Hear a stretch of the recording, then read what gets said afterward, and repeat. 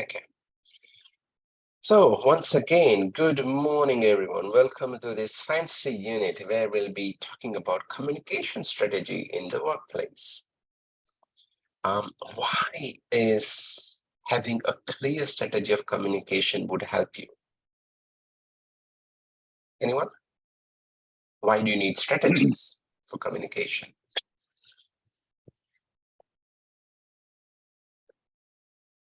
Why can't you just walk into the office and talk however you like? Why do you need to plan for your communication?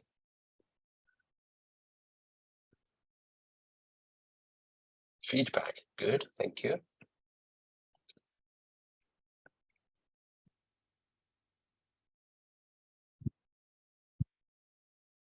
If you're not prepared, if you don't have good strategy, you walk into the office and you realize, oh my God, 3 of them are Indian.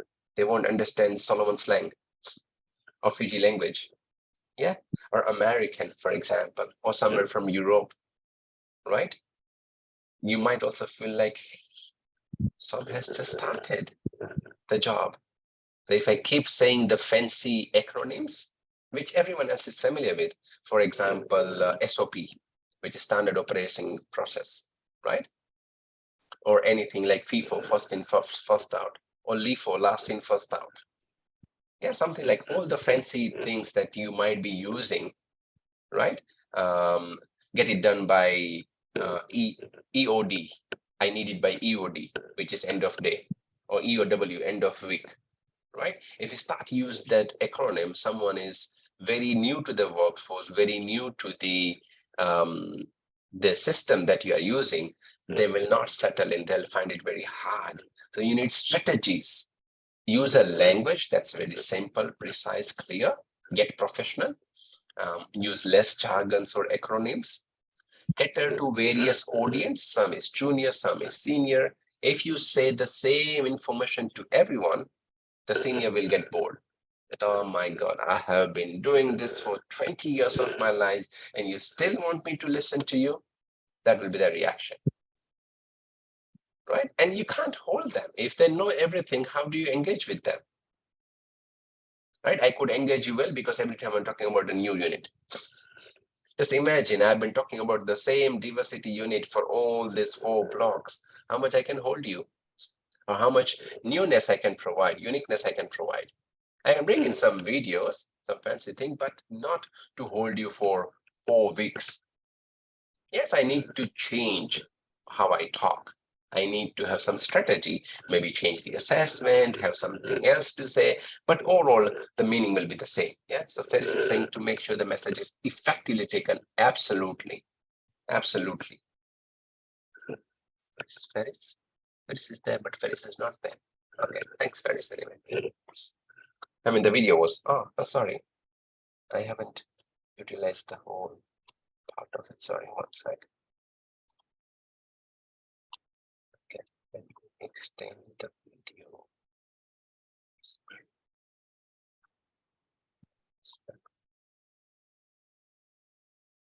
There you go.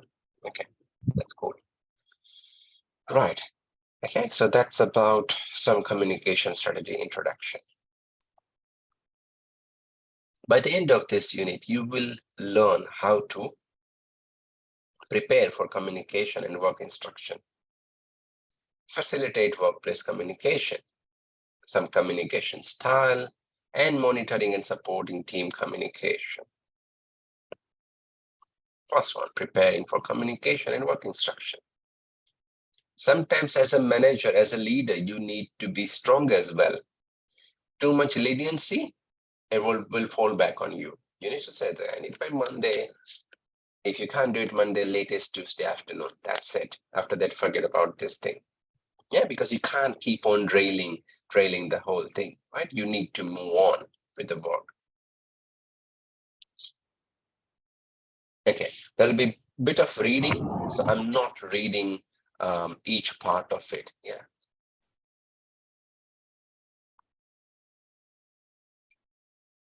Why can't I mute Michael and Peter? Michael and Peter, would you mind putting yourself on mute unless you want to say something? Thank you. Let's try and get it to work out.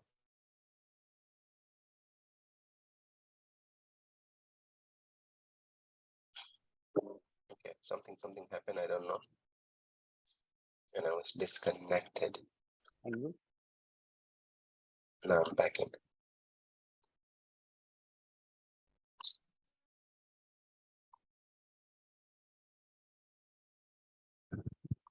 Okay. Right. So communication. Identify the work activity. First step in preparing is to establish where and when by identifying the work activity. The work activity could be a meeting, could be talking about the upcoming project, some deadline, the extension of work, could be anything. Yeah.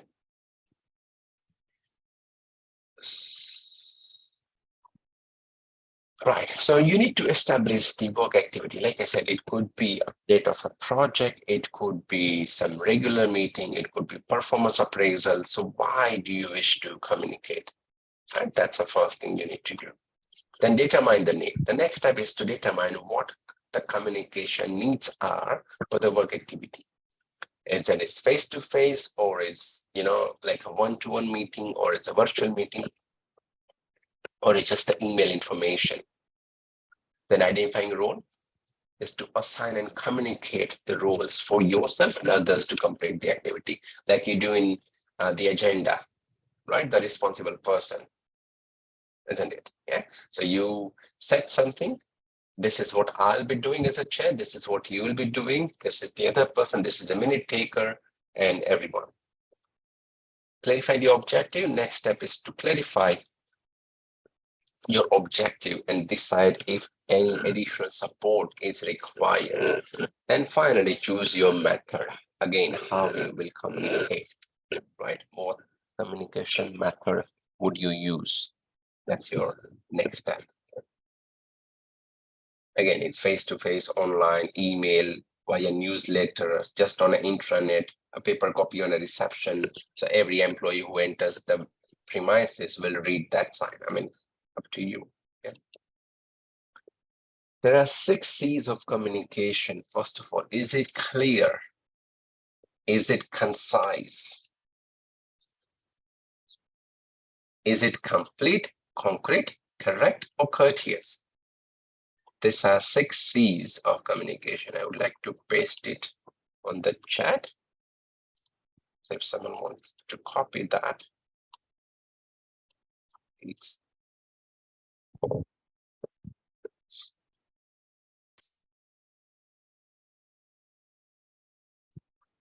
Next, we talk about providing work instruction. A communication strategy will usually involve practices to encourage open communication and effective teamwork.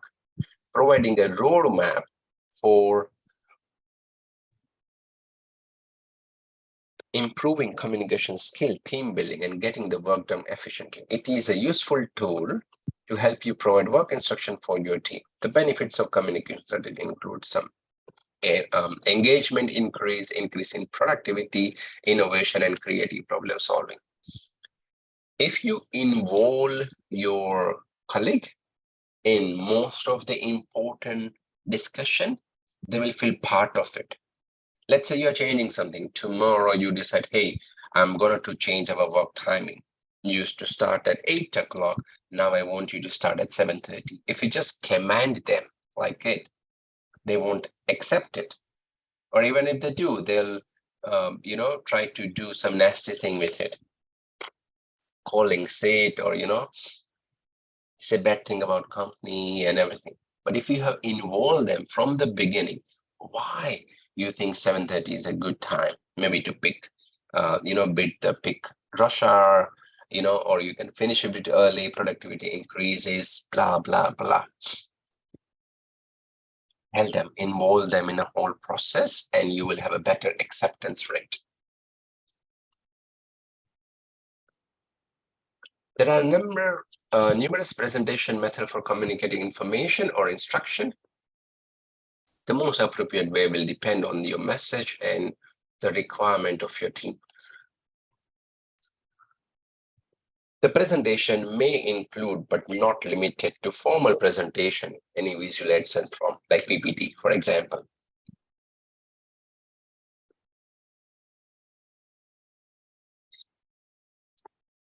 It could be dot point, it could really, change the point.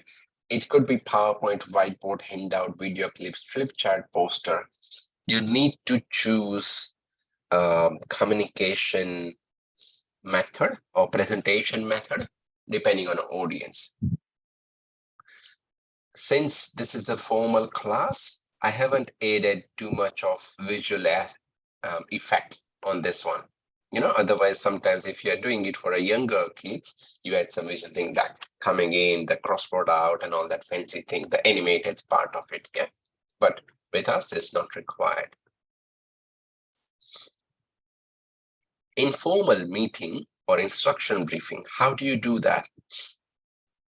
So use the team meeting to provide status update, to share any information, to make decisions about processes, to solve any problem, to generate the new ideas, provide the team with any opportunities to develop or bind with them, and provide instruction on a new process procedure in an informal way.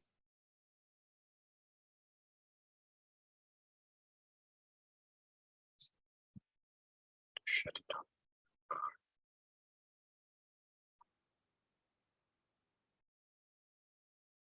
Sorry, there is a lot to read.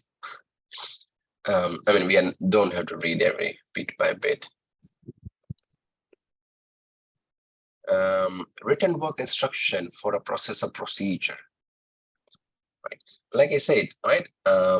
Behind Frederick, I can see that fire extinguisher. Yeah. How many of you remember how to operate it? If you have operated it once, only once. But if there is a fancy diagram next to it with some formulas written, who remembers the formula of how to operate fire extinguisher? Anyone? We did it in block 3, isn't it? Yeah. Okay. Anyone?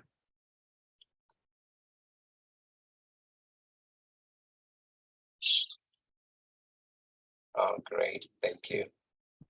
The female rocks. Yeah. Good. PSS pass. Pull the pin, aim at the base, swipe, squeeze the nozzle and swipe. Pass and fail. I mean, this is a very easy. That's it. That's it. That's a very honest answer.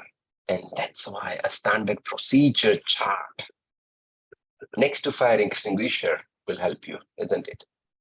Yeah. If you're lifting any heavy object, I know you wouldn't have to, but if you're lifting it, a procedure chart of how to lift an object would help you, isn't it?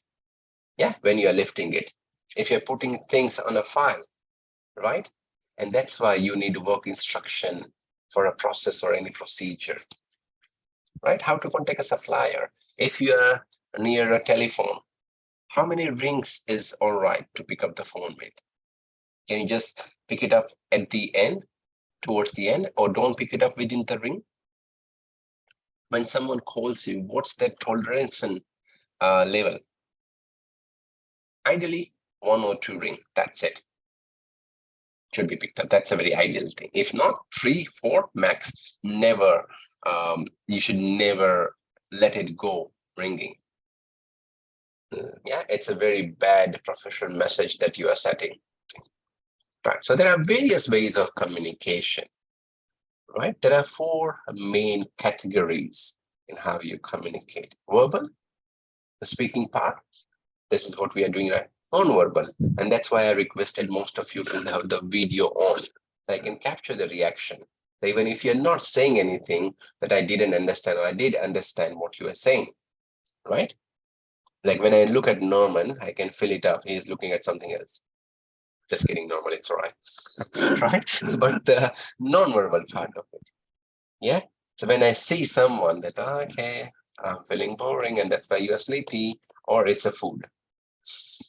Right? So non-verbal, your body language will tell me so many things, right? Written words on a page, board, or a screen, like what I'm displaying right now, or visuals by images or infographics.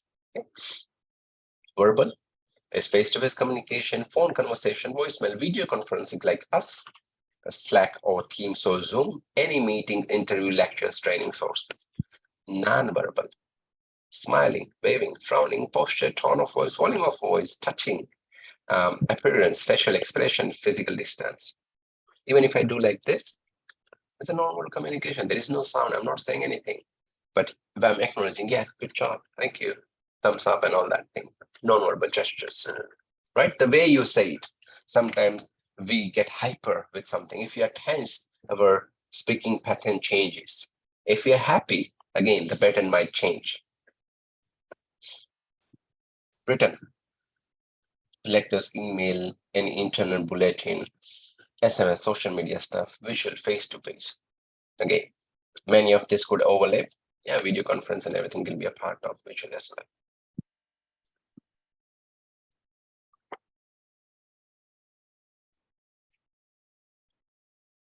Simplifying your communication.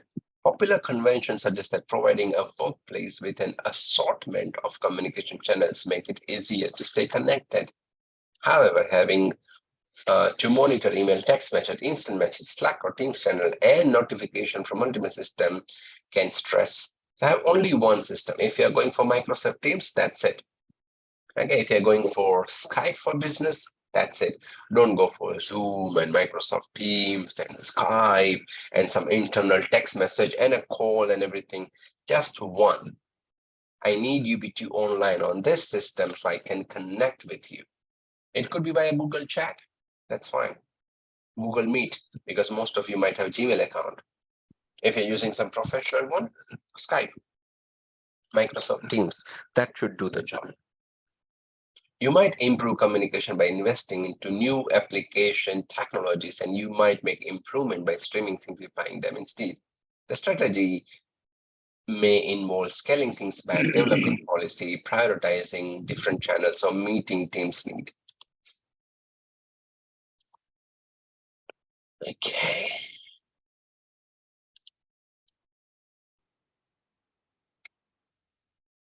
Negotiating expected work requirement. Negotiation is an important step in understanding work requirement, clarifying instruction, understood, and resolving any problem if anyone gets it. For any common conditions needed for negotiation, you would ensure the parties involved are interdependent. Each party is looking at to achieve the best possible result for themselves. Each party is motivated and capable of influencing the, and everyone believes they can reach to an agreement. These are the four basic things or conditions for any negotiation, right? Sometimes you and I negotiate, isn't it, about the deadline? But I only a little room. We both wanted to achieve one thing, your successful completion, isn't it? It has nothing personal of me. Yeah, we all want the same thing. So if you look at this four condition, the parties are interdependent. Yes. Each party is looking to achieve best possible result. Yes. I want your submission done. You want your submission done as well. It's less beneficial to me than it's beneficial to you, but still we are negotiating or we are discussing that part. Each party is motivated and capable of, yes, everyone believes you can reach to an agreement, not like discussion and never comes up. The keys to a successful outcome are fairness, seeking mutual benefit, and maintaining the relations.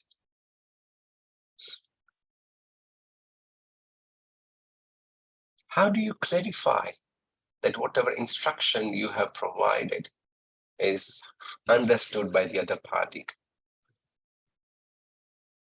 How do you get that confirmation? Simply by nodding, yes, yes, yes. Someone nods and you get you 100% agree with the nodding. What you can do if you're nodding, like Frederick, don't take it personally, but let's say, for example, if Frederick is nodding, yeah, Dushyant, I get you, right? And I may ask him a question. Okay, what did I just say? Or can you just explain the last part? And if he's like, whoa, what happened? You know, then I know that he's just nodding his head. He's not getting me. You know what I'm saying? Yeah. If I ask you, are you getting everything? You say, yes. Is it all clear? You say, yes. Like just to let the flow happen, right? And all of a sudden you have said, Frederick, okay, can you explain the last bit? And it's like, okay, hang on. Then I get it that he was just nodding head. Yeah. And what happens after that is not to pick him. It's like not only Frederick, but most of us in a group will be more alert that it next could be us, isn't it? Right? All the dizziness goes like that. Alertness is at 100%, right? Because we all have some self-esteem to take care of. If I just tell, again, if I don't take it personally, friend, yeah, I just have to pick one name, yeah, okay. If I tell Frederick, don't sleep in a class, I say, wow, okay, that was very harsh, right? Okay, again, we all have self-esteem. So you need to have some mild strategy, not being harsh on anyone, right? Or raise your tone and lower it down. Or ask some questions in between. With the virtual setting, is a bit difficult. But if I was in a face-to-face setting, which was a normal thing pre-COVID time, yeah, I would always have some lollies with me. Ask a question, the perfect answer wins a lolly. Yeah. So one look. Sorry, Frederick. Yep. I have a question. Please. So, do you think it's, at times you need to sort of put your foot down and not come across as being harsh, but then you have to drive some sort of point across to your staff, maybe. Um, does that, perhaps, I suppose it will be an individual thing in how your staff will reflect on you, but is that advisable? Because circumstances, and I'm just going to use myself as an example, if that's okay. Please. When you have to provide instructions, but at the same time you have to really put your foot down to drive your point home, so that everybody very may appreciate the seriousness or the urgency of something. Is it advisable to sort of change your tone a bit, a bit stern, not too harsh. I mean, not to tell somebody off or anything, but you know what I mean, right? To sort of Yep. take a more serious approach to things. I find that maybe at times may come across a bit, or lack of a better word, nasty. I'm not saying that I am nasty, but at times they might take it the wrong way. What would be your sort of opinion around that kind of scenario? Okay, very relevant and real question. Thank you. I'll explain a bit differently before coming to your direct answer. Everyone has some room to move within, right? If you keep holding your stick upside always, then no one cares whether you're a manager or a direct supervisor. You need to relax or have a backstage in some of the instances, but something that, okay, this is it.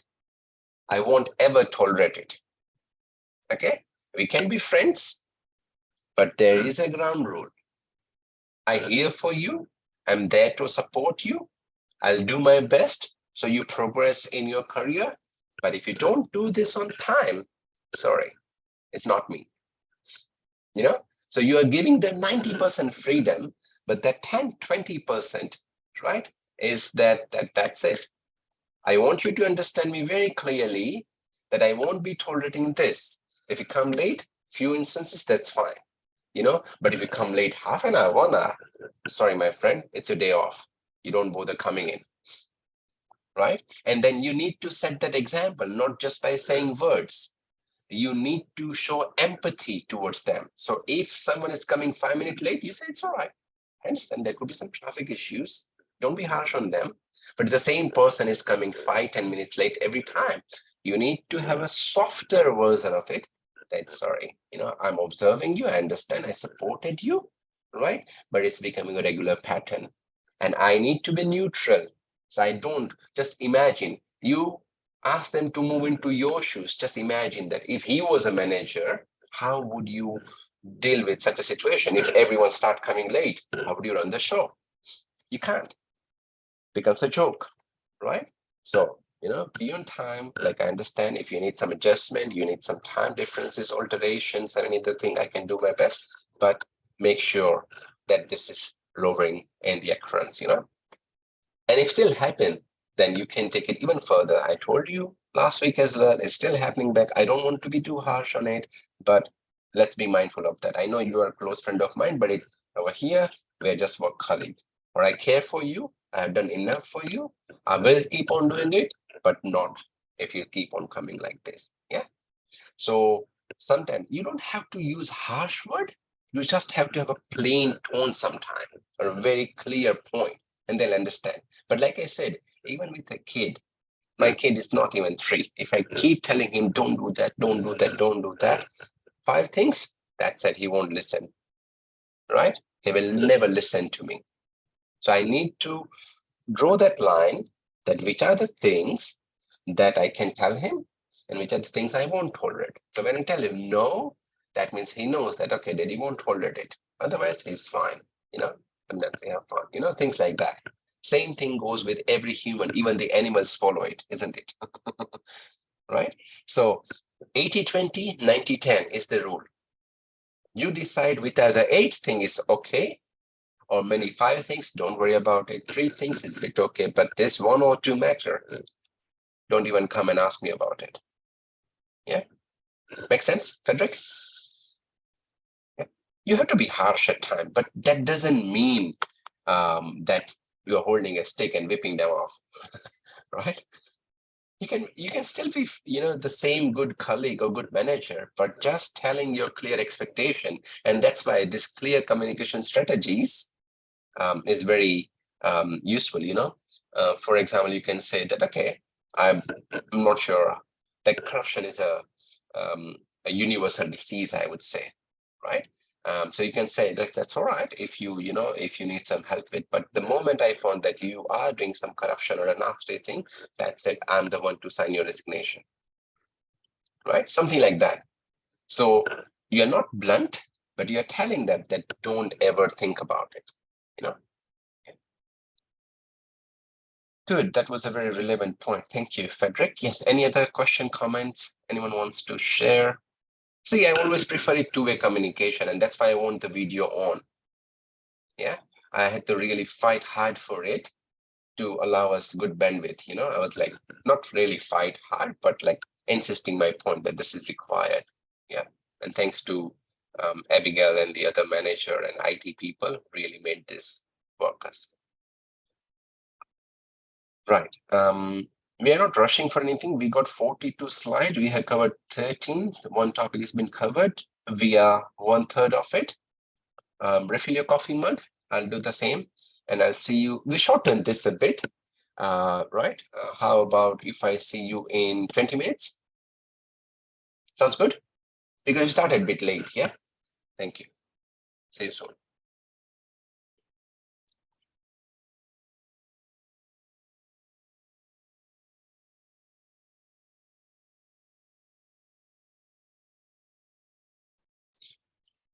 Right, so continuing with our topic 2, facilitate, monitor, and support communication. Organization with strong communication skill amongst the leader build trust and enhance team performance. Taking action to improve communication, enhance productivity, collaboration, employee engagement, and accordingly, we will explore some problem-solving decision-making technique to resolve communication challenge and methods to ensure that remain that way. So starting your present install with calling gems, let's see how big it is, and then either we'll pass it or we'll play it.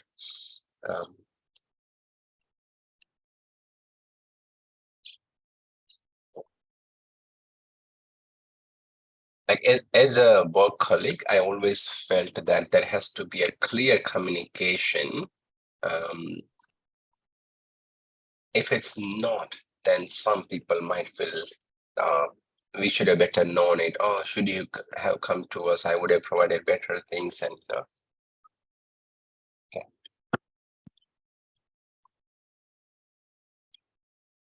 Okay, it's very small video. Let's knock it off. Share sound.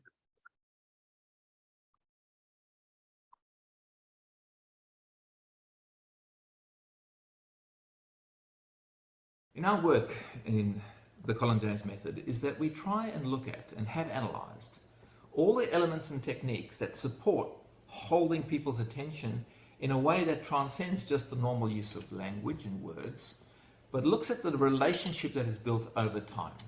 So here are a few ideas to think about this notion of employee engagement. Throw out the traditional. And what I mean by traditional, if you are an executive or a manager, you're trying to engage your staff in a meaningful way, every communication that you conduct with them is an opportunity to deepen the longer term relationship. But if you go into the usual stuff around how people start communicating, good morning and welcome, thanks very much for being here, appreciate how busy you are, hopefully you'll get something out of this. This sort of language, this sort of tonality is immediately a disengager. It's an immediate reminder to them of the thousands of times they've been exposed to exactly this sort of stuff. We need to start thinking about difference. Even the simple utilization of silence and pausing before you speak is enough to create a distinction, a point of interest. When you break the patterns of expectation in the sense of the conventional expectation, that's when you start to create some curiosity, some intrigue. Now this requires effort, it requires creativity, and it's not necessarily about being gimmicky. It's just the notion that when you do start, when you do communicate, when you do connect, every time, it's not relying on the old, tired methods and formulas that you've been exposed to your entire career and most people have experienced in their work lives thus far. In other words, start strong. Start with something a little different, something unique.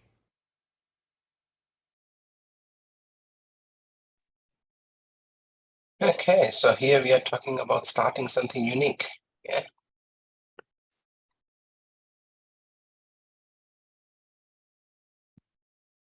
Bit of pause, bit of silence has always worked out good. Changing the tone, you know, how you communicate, sometimes a bit lower, sometimes a bit higher, sometimes loud, sometimes quiet, right? Will always work. Okay, that's been covered.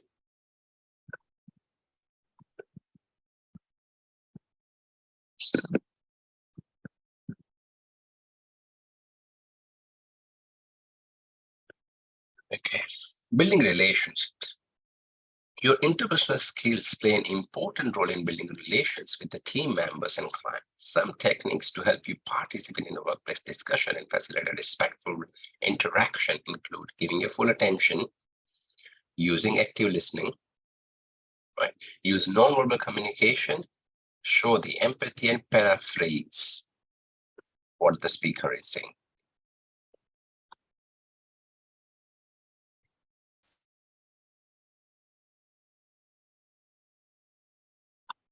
Active listening.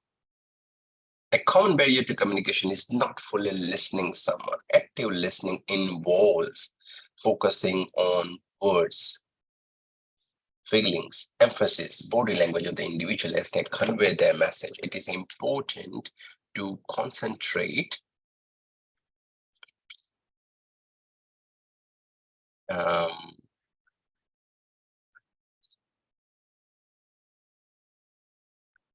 a dialogue and an interaction. Respond appropriately, use eye contact, body language, and show interest. These are some of the characteristics of active listener. Listen more than they talk. Provide feedback, is non-content dominating, is not judgmental, does not make biased comment, does not answer question with another question. If I ask you, how do you feel? Okay, and you respond back, what do you think? Right? I ask you a question, you're supposed to respond, not a question in response to a question, right? What do you think?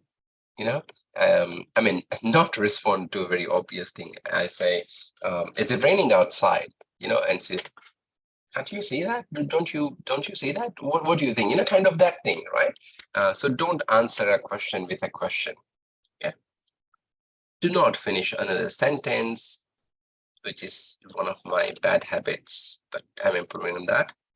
Uses encouraging expression and gesture. Stay focused and can refocus when interest wanes. Listen for a central thing. Active listening. Demonstrate courtesy and respect. Encourage other people to listen to you. Encourage further communication and helps you to respond correctly. Right. Another thing is questioning. Asking the right question at the right time can help build effective relations with the team members and client. Now, right questions, right time. Very tricky. How do you know it's the right question? How do you know it's the right time? Use your sixth sense, right? Common sense, sixth sense. What is it that you need to know? Why do you need to know it? How the answer will help? The aim is to maintain an effective relationship. Some type of the question. Close question, where you are asking receiver only yes or no answer. Is it raining outside? You say yes or no. You know, have you done your work? Again, yes or no. Yeah. Did you sleep well? Yes and no. Did you take a shower? Yes and no. Of course, I mean, some of the thing is obvious, but yeah, useful in getting a limited amount of information. You just need some confirmation, right? But if I ask you an open question, how are you feeling now? Then there is an elaborated discussion that, yeah, I wake up a bit lethargic, then this, that, and you explain what's happening. How was the traffic? How was the weather? Yeah, how is your married life? Yeah, shouldn't ask such question, but some open question, some closed question. Yeah, reflexive question. Encourage the individual to explore and reflect how they feel about something. Probing question and clarifying question. Cultural diversity. Cultural influences and influences the people we interact with. You can make allowances for those cultural differences in your workplace by facilitating respectful communication among team members and by considering the needs of those from diverse backgrounds. It can manifest through language, religious observation, family custom, method of communication, holidays, celebration, and work customs. These are some of the cultural differences.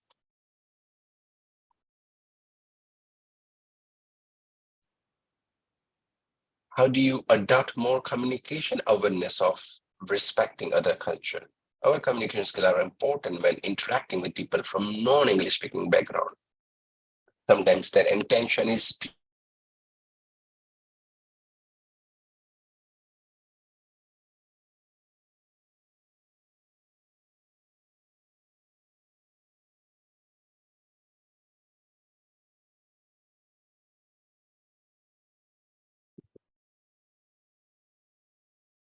some another internet drop, so I just went to check and you guys were back online.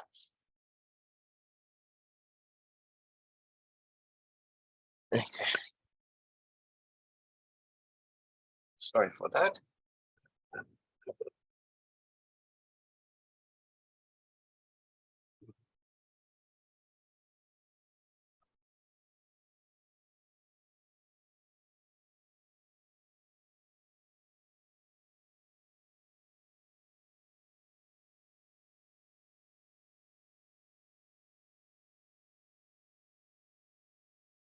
Awareness of cultural difference include realizing that various cultural groups have different understanding of how human irony be used.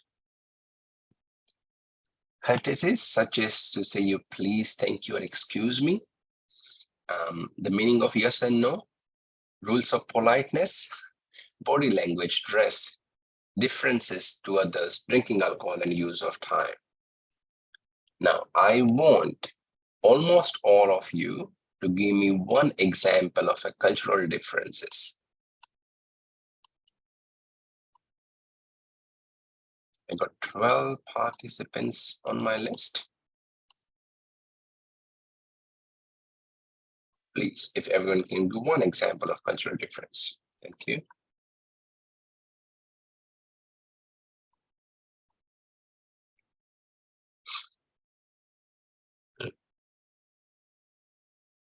Very true. Thank you. Language, yes.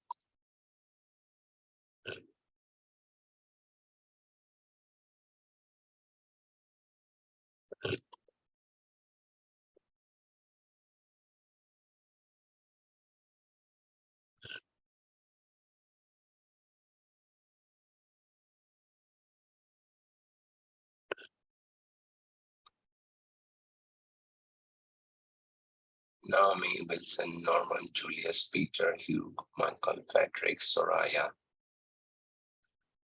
Whom did I miss? Please throw it. Some cultural difference, not that hard to pick up.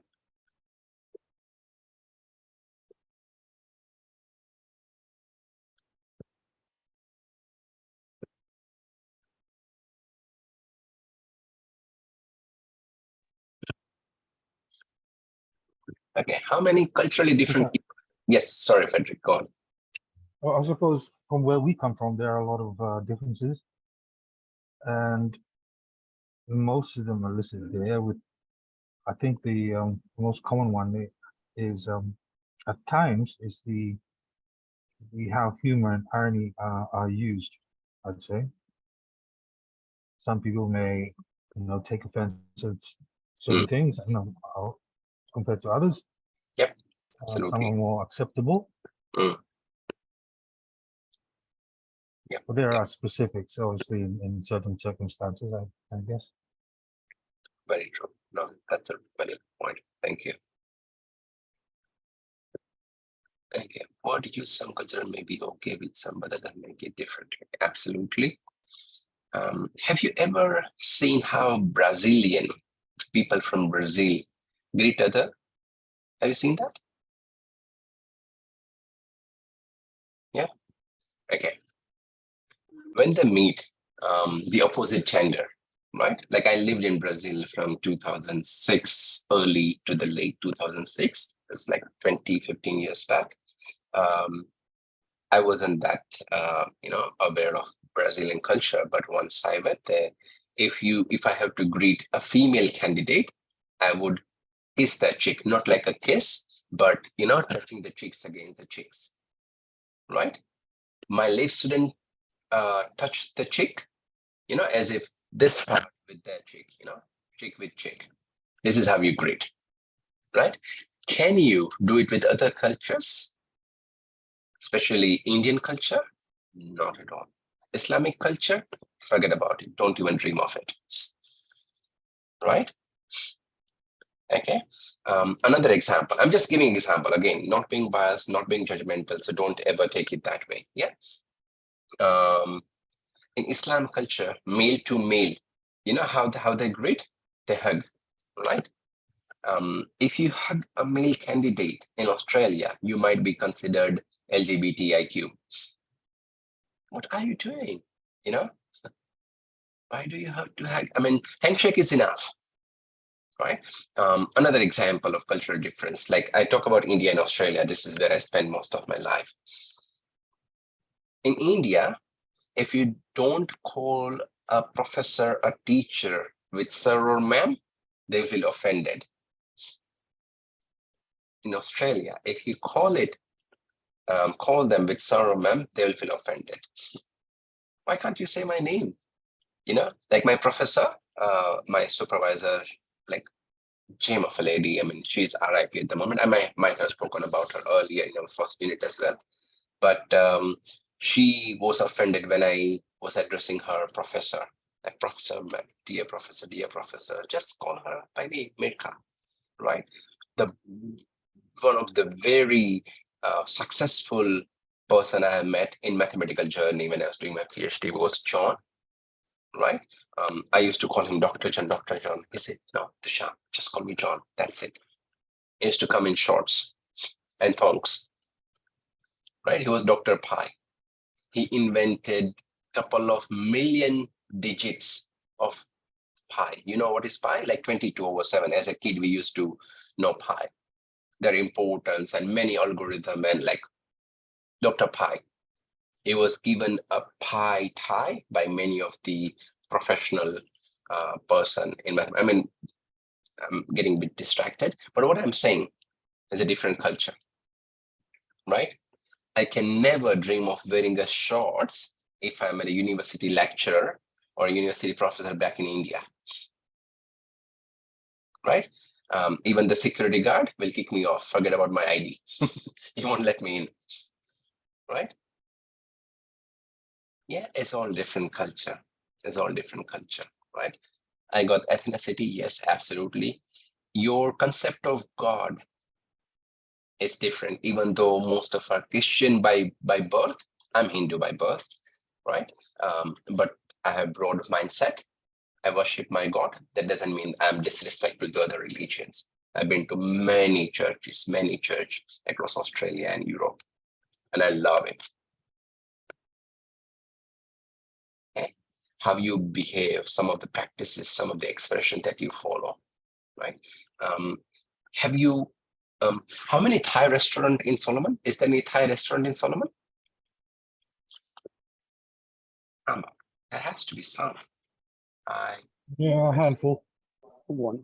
Restaurant in They're all Onia. classified under Asian, I'd say.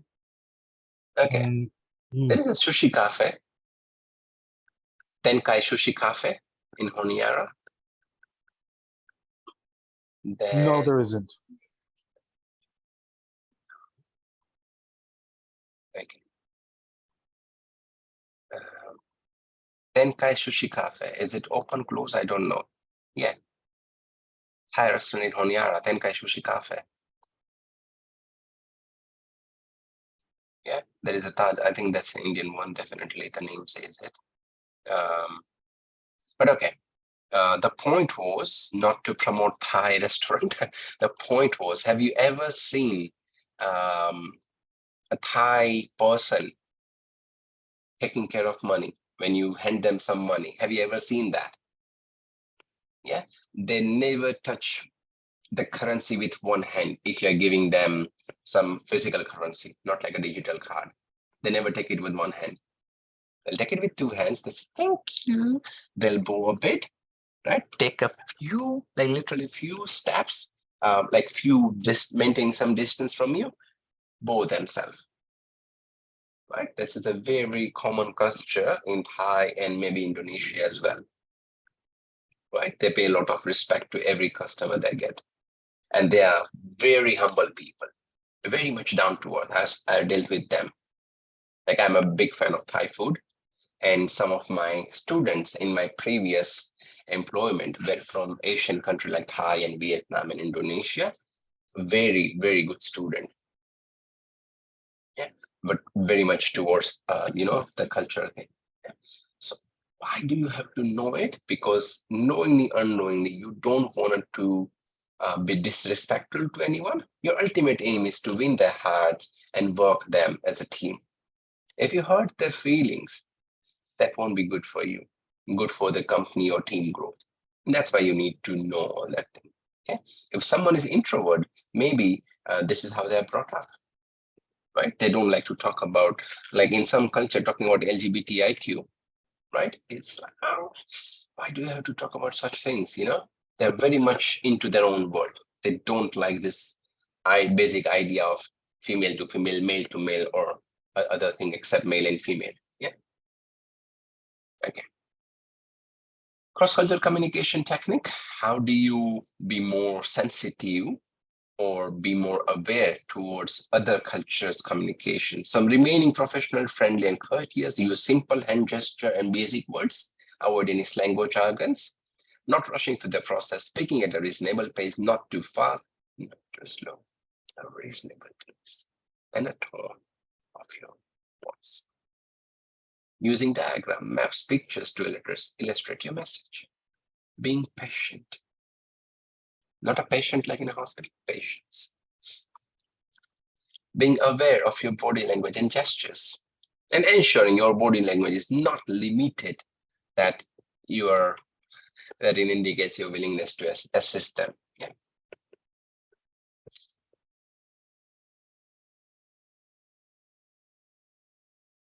People of varying and different level of communication ability. Someone might have disability. right?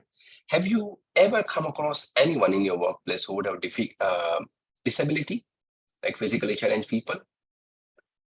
Have you ever dealt with any? Yes, Julius is saying yes. Yes, Julius, give us an example. So if you just nod your head every time,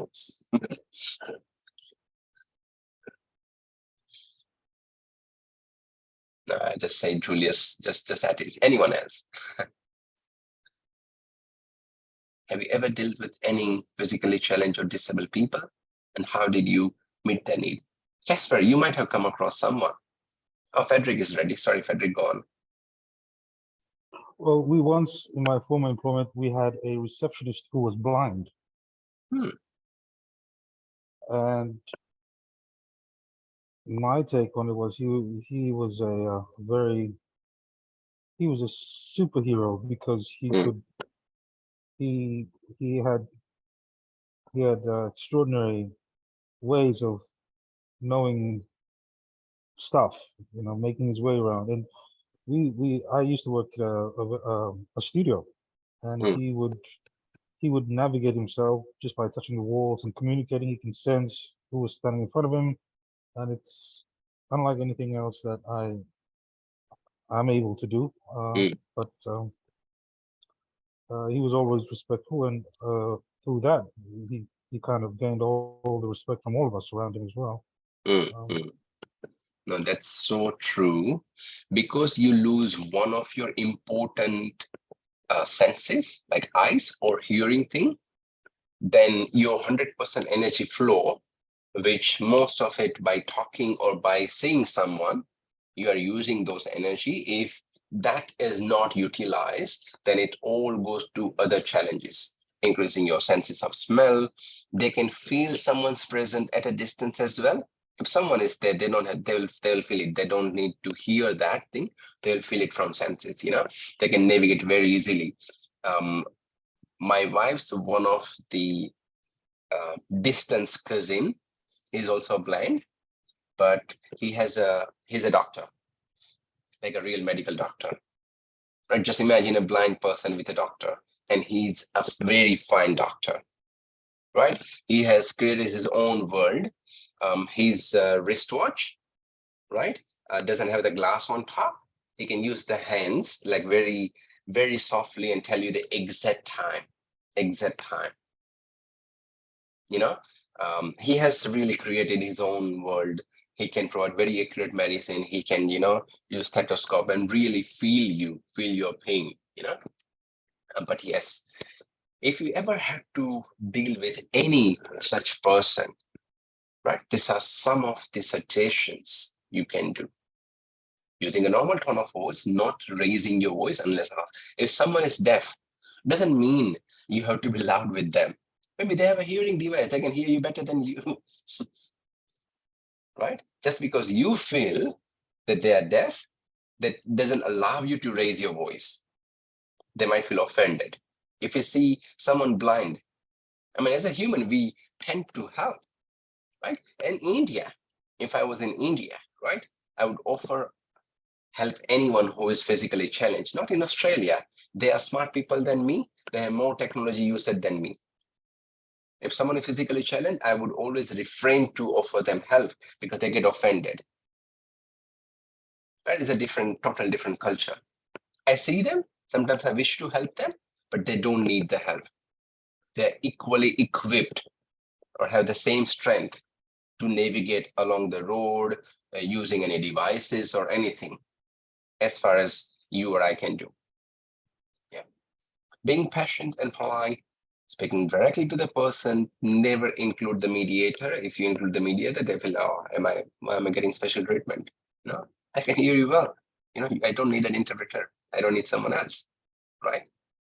Asking them what will help them with communication, not pretending to understand, being flexible, only referring to disability if necessary, offer help, and avoid saying anything that implies person is special or courageous, relax, mistakes are made by anyone. So, but not repeatedly.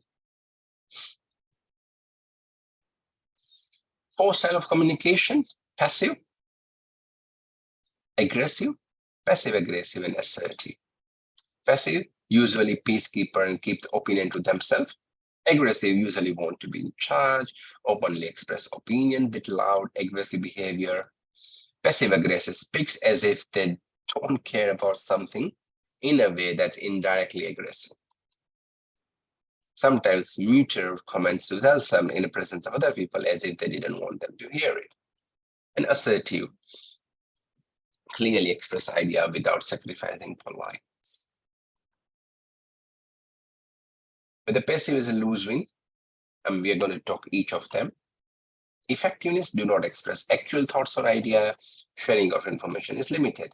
Suggestions how to respond, make extra efforts to get them to tell you how they feel. If it is you, prepare your thoughts and idea before you present them. Right?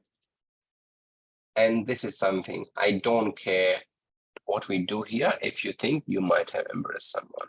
So that kind of attitude is not great to normal audience. I'm not going to talk about each of them. I shared the slide. I think Casper wouldn't have it. So I'm happy to share it again. If anyone didn't get it in a first instance, you don't have to download it if you already have it, but I think someone might not have it. Yeah, so just read from the slide. The next is aggressive, which is a win-lose situation. Passive-aggressive, lose-win. And we got the final one as assertive, win-win. The best style of all four is assertive one.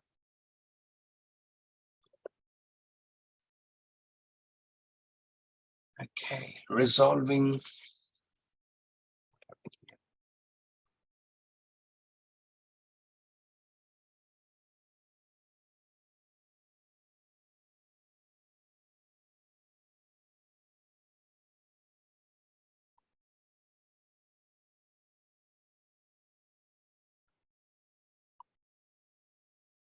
I think the link to the video is gone. Let me see if I can find it.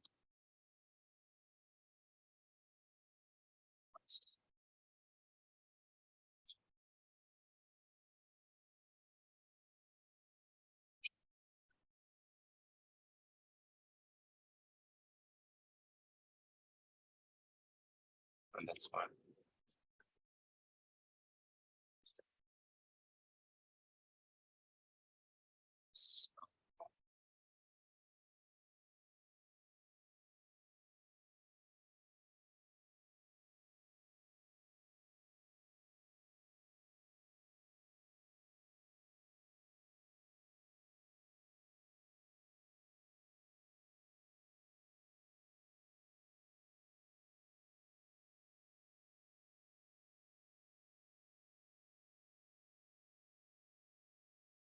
I'm going to play two nice videos.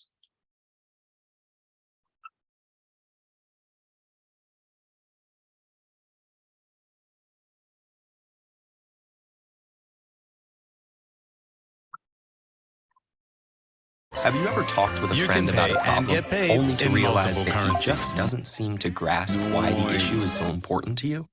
Have you ever presented an idea to a group?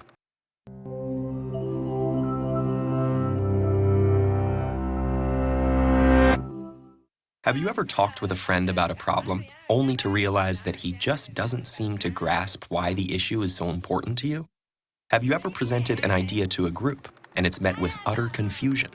Or maybe you've been in an argument when the other person suddenly accuses you of not listening to what they're saying at all.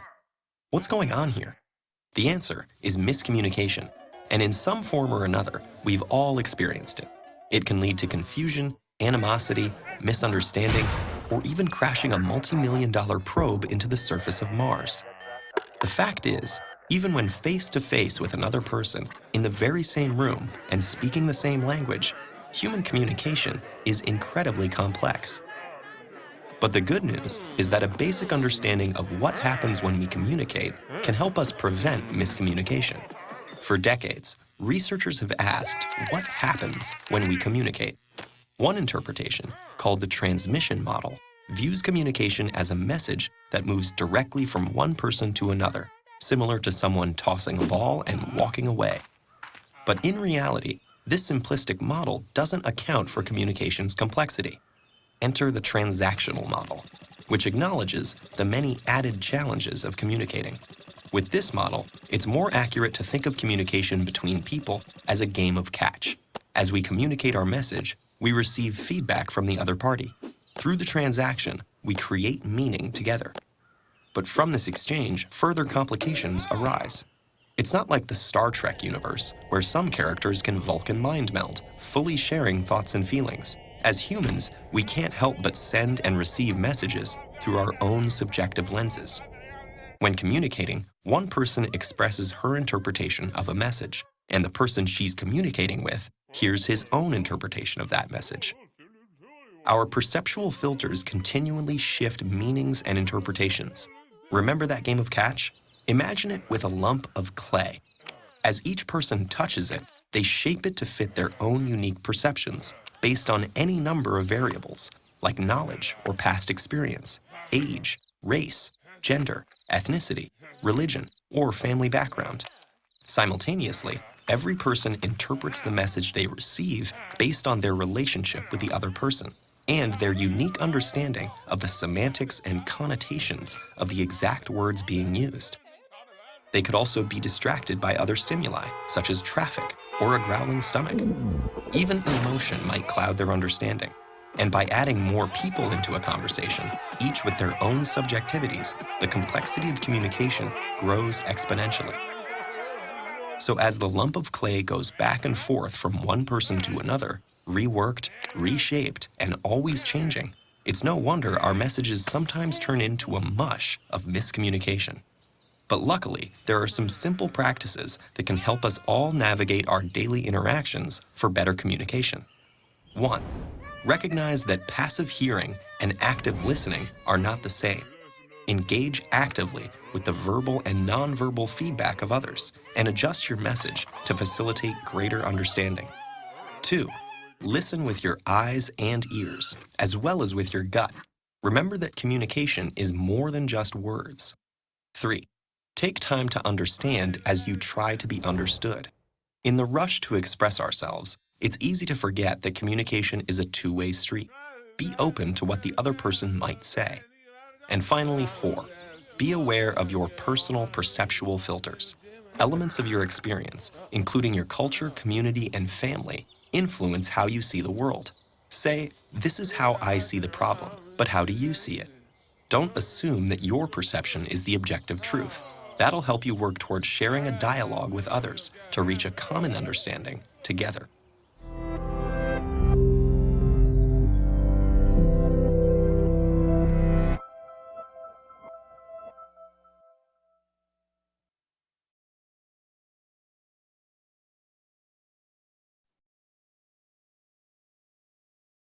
Some important stuff been shared here.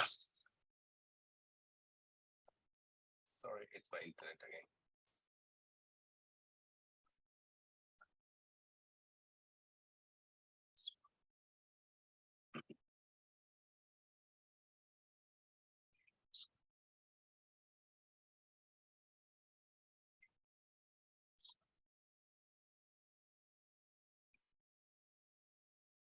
One video.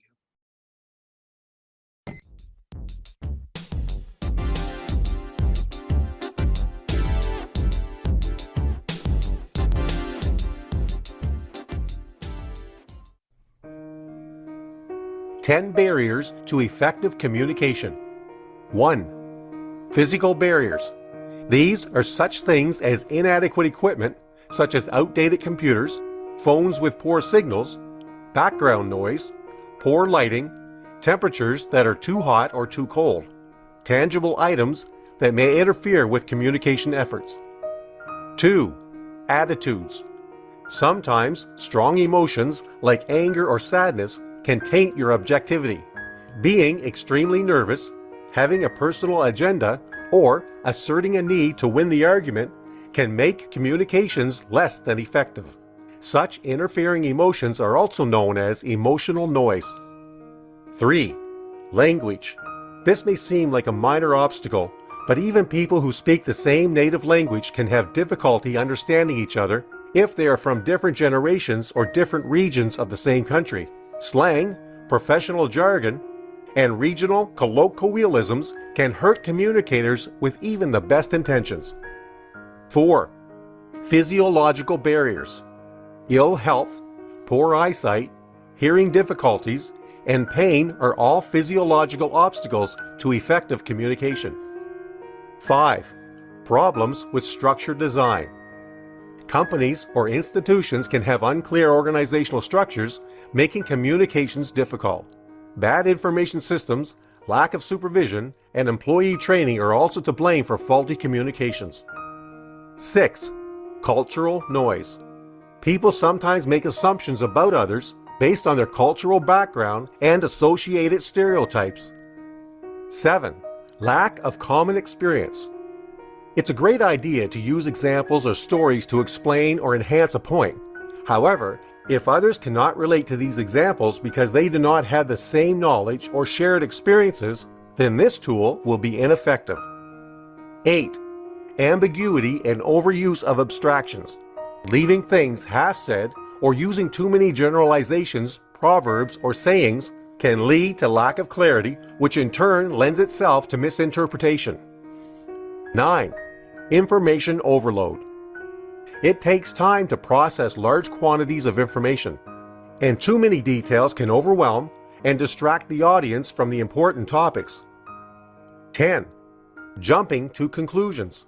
Making assumptions before listening to all the facts can be problematic in the least and catastrophic at worst.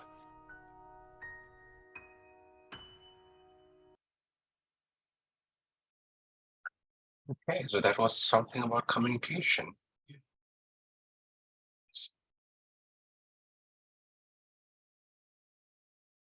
Any question, comments?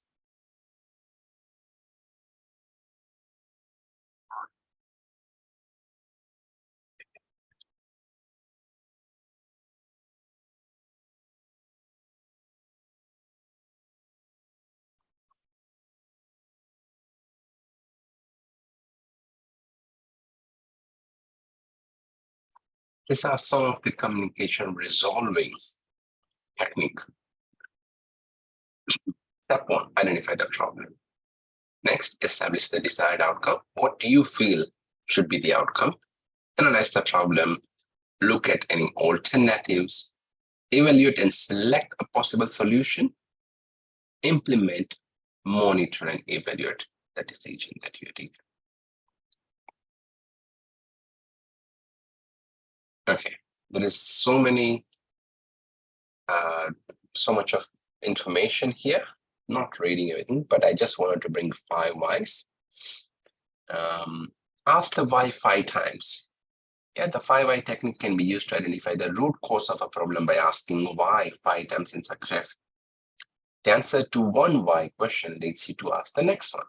You may need to gather and analyze more information to answer it properly or do more thinking and brainstorming. When you reach the 4th or 5th why, you are looking at the true root cause instead of any symptoms. So earlier you could be, just looking at the bigger picture, but once you ask the relevant why, you read at the end. An example of a customer who had complained about failure of meeting schedule for delivery. So you are not able to meet the delivery schedule for one of the customer. Why 1? Why weren't we able to meet the schedule for delivery? And then you get an answer. Before, the job took so much longer than we thought it would. Why did it take longer? You got some answer of longer. Why did it take so much longer? Because we understand the complexity of the job. Okay, we underestimated, the complexity of the job. It was very complex and we didn't understand that. Yeah. Why did we underestimate the complexity of the job? Because we made quick estimate of the time needed to complete and did not list any stages that need to be completed for the project. Why did we do this? Because we are running behind another project. Why we are running behind? Because we don't allow enough lead time when issuing quotation to the customer. So that's your root solution. Yeah, simple but very effective technique, right? But you have to ask the relevant why. Just simply asking 5 why will not give you any good result, but the relevant one will. Okay, There are many communication challenges in the workplace: conflict with the clients or team member, potential risk or safety hazard, unethical, inappropriate communication, use of any visual prompts for presentation, and communication that fall outside of the workplace policy.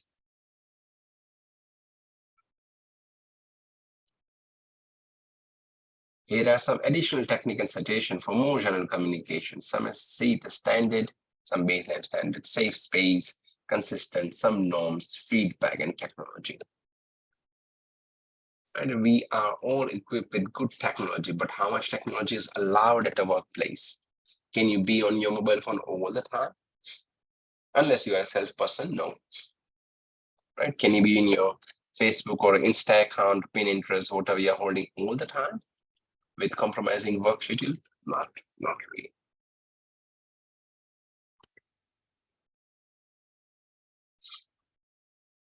Meeting. Keep the meeting under control. Team can quickly address workplace communication issue in a meeting. Keep them short, send the agenda ahead of time, stay on a topic, only invite people whose presence is duly needed, not to fill up the meeting room. Right? Any cloud collaboration like Google Drive, Microsoft OneDrive, any document sharing, and any breakdown the silos, miss any miscommunication ideas.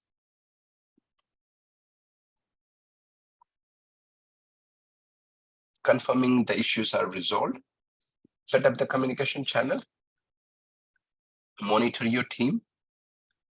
Anonymously survey and poll, and anonymous suggestion box where people are not revealing the detail but still providing valuable feedback. Monitor your team in workplace communication to identify resolve workplace concern, conflict before they escalate. Keep an eye to the potential indicator of negative impact on the well-being of individual team members. Where issues or conflict have been resolved, monitor the working relationships of the team member following the solution.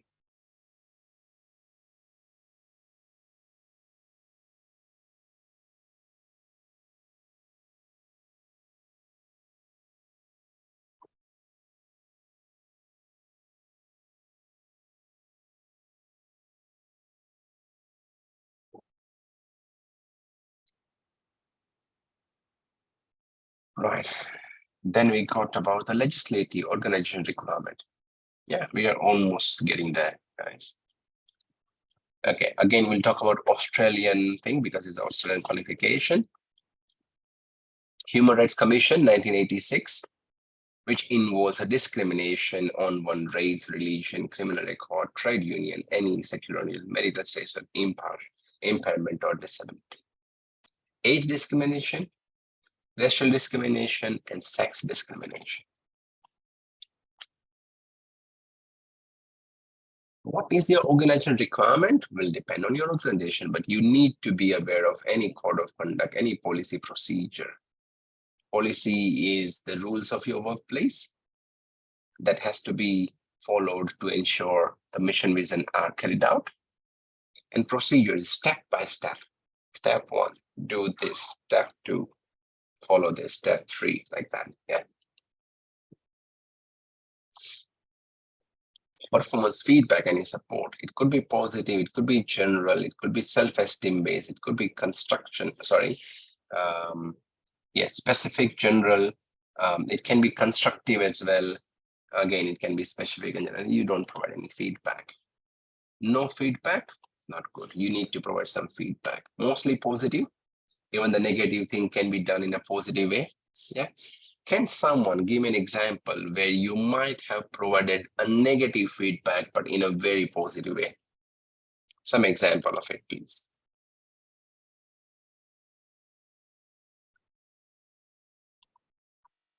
Anyone?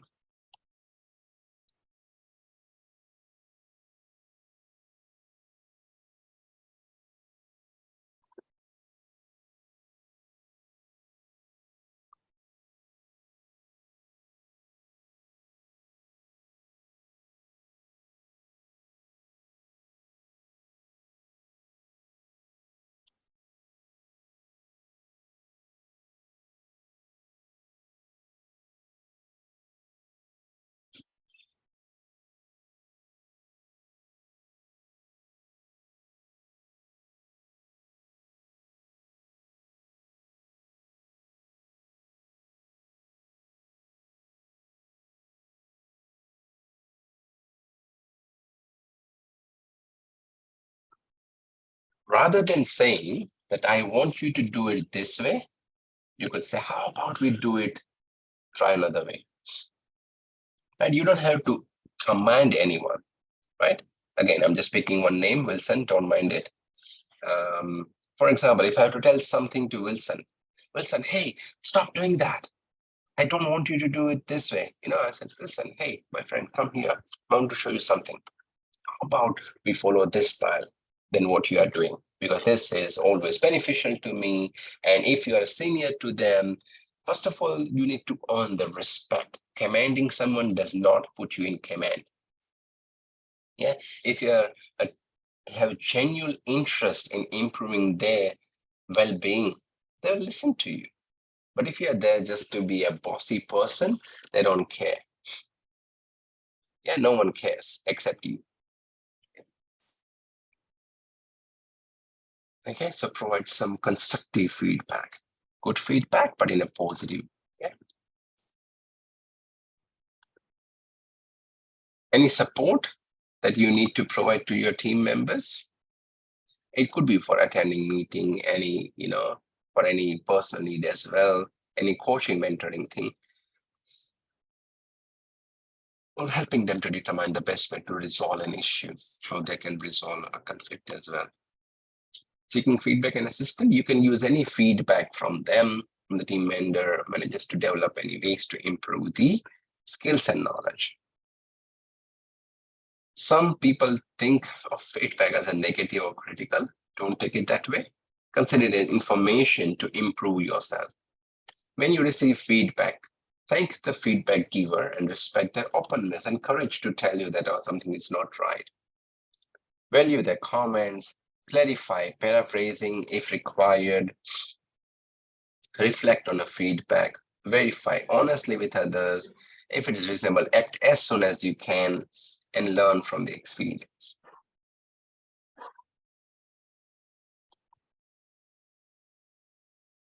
And reporting information upwards. You'll be required to gather, organize any important information, process it, and send it ahead. That may include any workplace concern or conflict, the appropriate steps, any resources, whether the approach is taken to resolve issue concern was successful or not, and any successes you or your team experienced during the reporting period.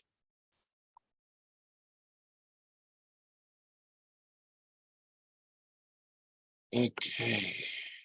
Any question, concern?